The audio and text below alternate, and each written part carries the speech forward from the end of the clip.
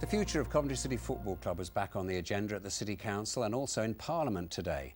The Labour MP Bob Ainsworth urging the government to bring in an independent liquidator to investigate the financial crisis at the club.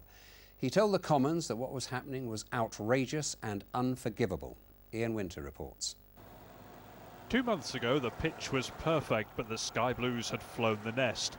The Ricoh Arena is no longer the home of Coventry City and the fans are still furious.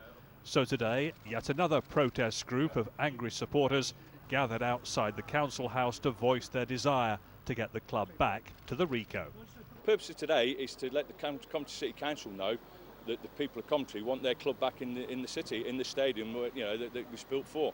There's a lot of taxpayers' money tied up in the Ricoh Arena. It certainly is a lot of taxpayers' money. I think there was a £14 million bailout. Somebody's got to pay. Somebody's got to pay that back. And if that stadium goes, nobody's in that, and it becomes a sky blue elephant, so to speak, then who's going to pay that? Who's going to foot the bill for that? Beneath the watchful gaze of the city's historical leaders, councillors found no mention of the football club on today's agenda, although speculation was rife that the council leader had something important to say on a subject very close to the hearts of many taxpayers. But the burning question remains, would Coventry City Council ever sanction the sale of the Ricoh Arena while Sisu remain owners of Coventry City Football Club? And when the time came, Council Leader Anne Lucas was crystal clear.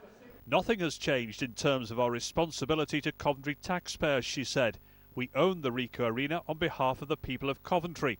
I will not shortchange them. It is a great asset and deserves a great future. A future that was being discussed at Westminster this afternoon in a debate led by Bob Ainsworth, the Labour MP for Coventry North East. Figures like £7 million are being floated by Sisu's fans. For a stadium that cost over £100 million to provide, but to float derisory figures like that is an indication that there's an attempt at a killing at the taxpayers' expense. So sign here if you'd love to see an end to the crisis at Coventry City. But Sky Blues fans, don't hold your breath. Well, Ian's outside the Ricoh Arena for us right now. Ian, is the future of Coventry City any clearer tonight?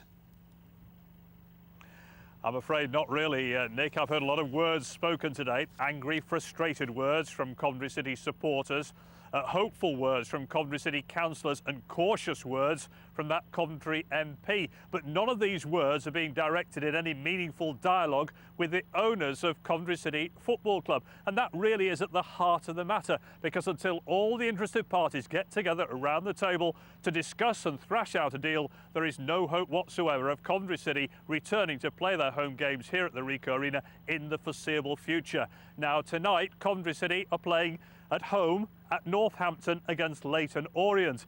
But when, or indeed whether, the Sky Blues will ever return to play here remains one of those questions that we're nowhere near answering again tonight. Ian, thank you. And BBC Coventry and Warwickshire will be discussing the future of the Ricoh Arena on the Shane O'Connor at Breakfast show tomorrow morning. That's from 7 o'clock. On the eve of a home